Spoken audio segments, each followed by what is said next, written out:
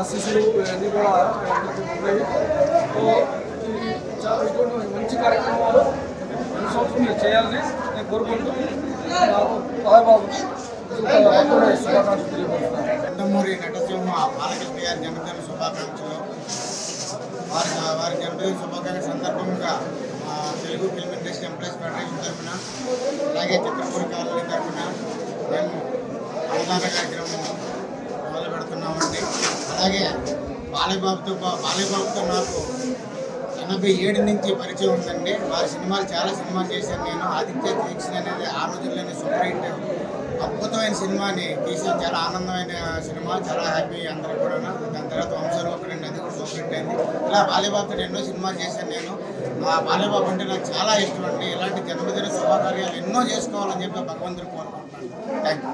ఈరోజు నందమూరి బాలకృష్ణ గారి జన్మదినం సందర్భంగా మన సినిమా ఇండస్ట్రీ, మన చిత్రపూరిలో ఉన్న బిల్డింగ్ కార్మికులందరికీ కూడా వాళ్ళ ఆకలితో ఉండకూడదనే ఉద్దేశంతో బాలయ్యబాబు గారి పేరు మీద ఈరోజు అన్నదాన కార్యక్రమం నిర్వహించడం జరిగింది. ఇట్లాగే ప్రతి పుట్టినరోజు చేసుకునే సినీ కార్మికులందరికీ కూడా బాలయ్యబాబు గారు అండగా ఉండాలని కోరుకుంటూ మీ అనిల్ కుమార్ వల్లభనే. బాలయ్యబాబు గారికి జన్మదిన శుభాకాంక్షలు.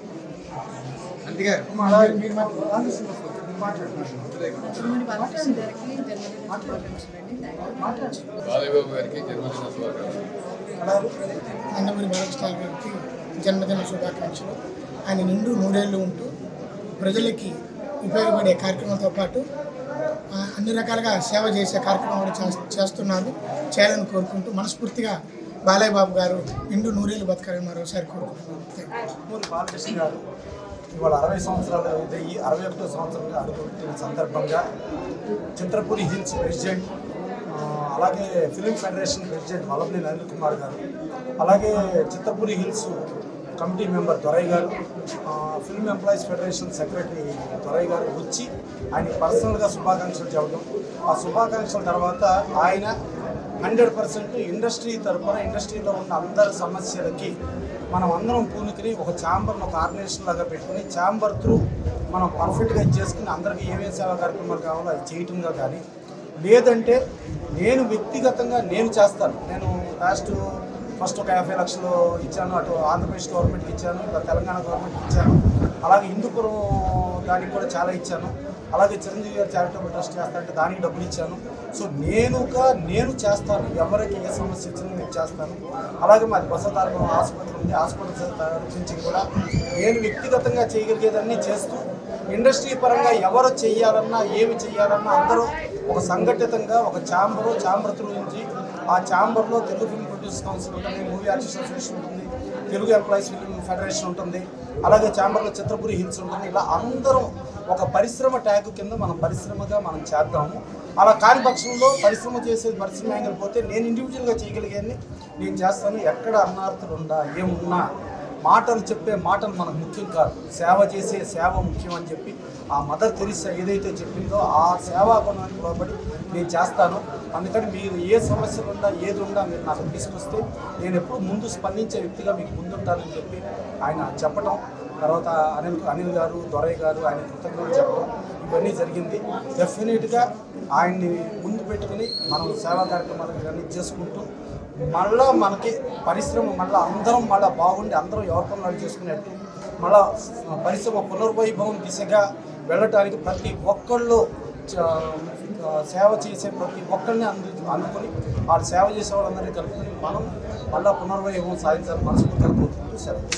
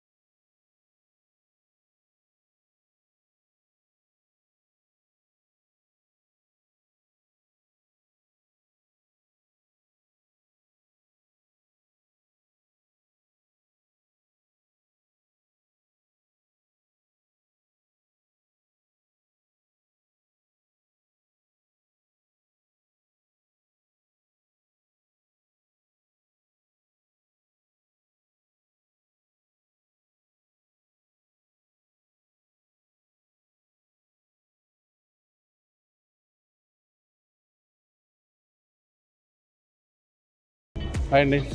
సో ఇక్కడ ఈరోజు 61st బర్త్డే ఆఫ్ బాలకృష్ణ గారిని చాలా గ్రాండ్గా చేస్తున్నారు ఇక్కడ. సో దాని గురించి కొంచెం మాట్లాడండి.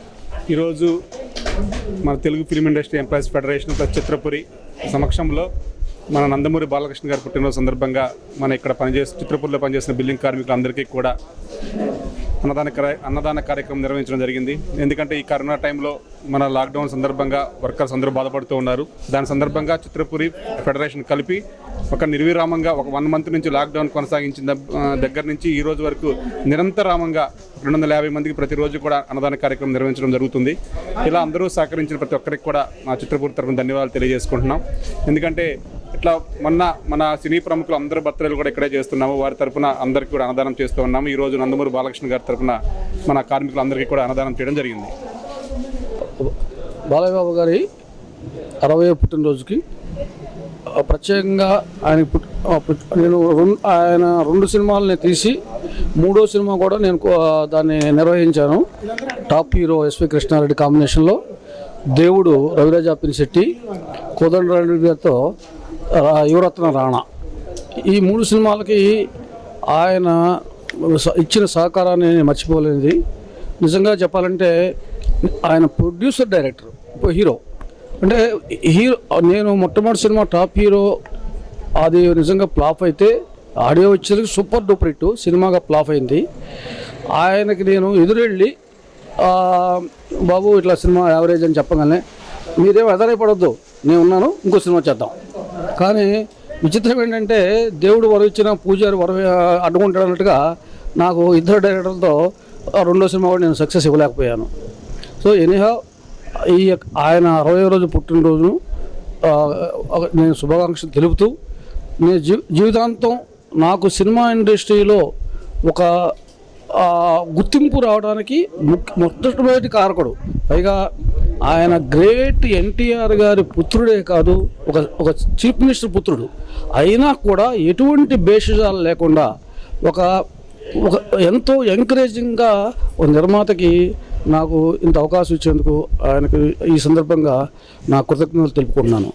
బాలకృష్ణ గారు 60వ పుట్టినరోజు ముగించుకుని ఇప్పుడు 61వ పుట్టినరోజుకి అడుగుడుతున్న సందర్భంలో ఆయన ఇవాళ రోజున ఫెడరేషన్ ప్రెసిడెంటు, అలాగే చిత్రపురి హిల్స్ ప్రెసిడెంట్ వల్లభనేని అనిల్ కుమార్, అలాగే federation secretary, Chitrapuri hills committee member Dorai వాళ్ళు వచ్చి చిత్ర పరిశ్రమ తరపున, కార్మిక సమాఖ్య తరపున వాళ్ళు శుభాకాంక్షలు చెప్పడానికి వచ్చినప్పుడు బాలకృష్ణ గారు ఒకటే చెప్పారు.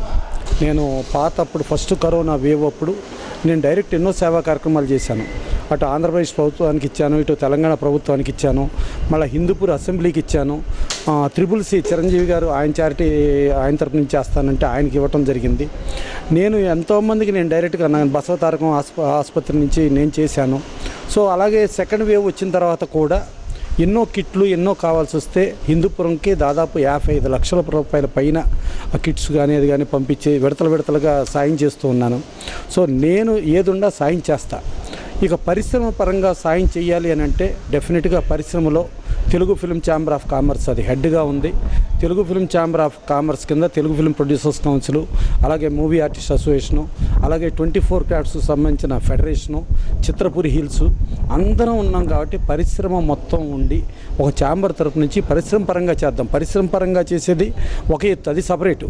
కానీ మనం వ్యక్తిగతంగా మనంగా అంటే ఇవాళ ఇంత గుర్తింపు ఇంత తీసుకొచ్చింది ఆ తెలుగు ప్రజానీకం తీసుకొచ్చి మనకి ఇంత విలువ ఇచ్చి, ఇంత హోదా, ఇంత ఆస్తులు, ఇంత ఇది ఇచ్చిన వాళ్ళకి మనం ఏం రుణం తీర్చుకోగలుగుతాం. అలాగే మన సినిమా కార్మికులకు కానీ, మన సినీ పరిశ్రమకు సంబంధించిన వాళ్ళు కానీ వీళ్ళందరికీ ఏం చెయ్యాలి అనే దగ్గర నేను ఎప్పుడు ముందుండి ఆలోచిస్తాను. నాకు ఒకటే, మాటలు చెప్పటం కాదు, సేవ చేయటం ముఖ్యం. సేవ చేసి మాటలు చెప్పే మాటల కంటే సేవ చేసే చేతులు మిన్నా అని చెప్పి ఆ మదర్ తెరిసా ఏదైతే చెప్పారో ఆ చెప్పిన ప్రకారం నేను నడుచుకుంటాను.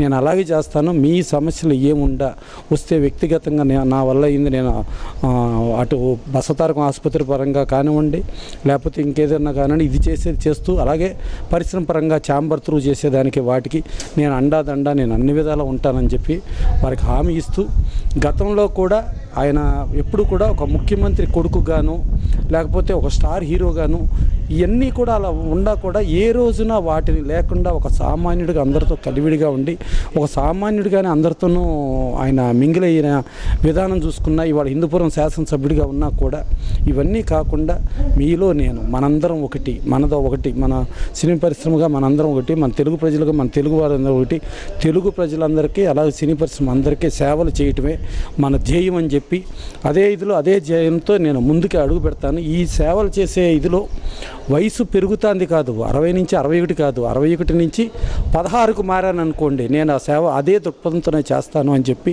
ఆయన 14వ ఏటనే సినీ పరిశ్రమలో అడుగు పెడతాం జరిగింది. ఇప్పుడు తరం హీరోల కంటే కూడా వీళ్ళందరికంటే సీనియర్ మోస్ట్, అంటే దాదాపు ఆయన 60 ఏళ్ళు నిండా అంటే 57 ఏళ్ళుగా సినీ పరిశ్రమలో ఆయన ఉన్నారు. సినీ పరిశ్రమలో సేవ చేశారు దాదాపు 47 ఏళ్ళ పైగా. సో అదే ఇదిలో ఆ యంగ్ ఇదిలో ఆ ఇన్స్పిరేషన్ నేను చేస్తాను. అలాగే నా వచ్చే సినిమాల్లో చూసుకుంటే బోయపాటితో అఖండ చూసుకున్నా, అలాగే గోపిచంద్ మల్లేని చూసుకున్నట్టు ఆ సినిమాలు చూసుకున్నా. సినిమా కెరీరు సినిమా ఇదంతా cinema success or failure, success వస్తే పొంగిపోవద్దు, ఫెయిల్యూర్ వస్తే కుంగిపోవద్దు, ఇలా నడువు అని చెప్పి మా నాన్నగారు ఏదైతే చెప్పారో అదే ప్రకారం నేను నడుచుకుంటాను. ఈ సేవ చేసే విషయంలో ఈ కరోనా సెకండ్ వేవ్ కానీ థర్డ్ వేవ్ ఫోర్త్ ఏదొచ్చినా పరిశ్రమకి అండాదండగా ప్రతి ఒక్కళ్ళకి నేనుంటాను. సేవ చేయటమే నా ధ్యేయం, సేవలోనే నేను పునీతం అవుతాను. అటు శాసనసభ్యుడిగాను సేవ చేస్తాను, ఒక సినిమా హీరోగాను చేస్తాను, ఒక మీ అందరితో పాటు మీలో ఒకటిగా చేస్తానని చెప్పి ఆయన చెప్పిన దానికి వీళ్ళు సినీ పరిశ్రమ తరపున వీళ్ళు ఫెడరేషన్ ప్రెసిడెంట్గా కానీ ఫెడరేషన్ సెక్రటరీ కానీ వాళ్ళు ధన్యవాదాలు చెప్పడం జరిగింది. సో డెఫినెట్గా ఆయన సేవ ఆయనే కాదు, ఆయన్ని అనుసరించి అందరూ ఒక తాటిపైకి వచ్చి సినీ పరిశ్రమే కాదు యావత్ ప్రజలకు కూడా బాగా చేయాలని మనస్ఫూర్తిగా కోరుకుంటూ సెలవు తీసుకోండి.